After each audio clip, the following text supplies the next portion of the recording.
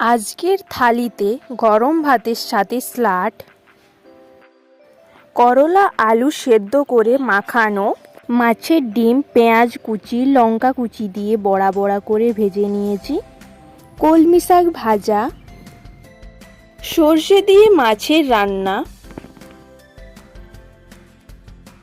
মুসুর ডালের বড়া, আলু দিয়ে গা মাখো ঝোল। আজকের দুপুরের থালি আপনাদের কেমন লেগেছে কমেন্ট করে জানান। ভালো লাগলে আমাদের চ্যানেলকে লাইক সাবস্ক্রাইব করুন ও ফেসবুক পেজটিকে ফলো করুন।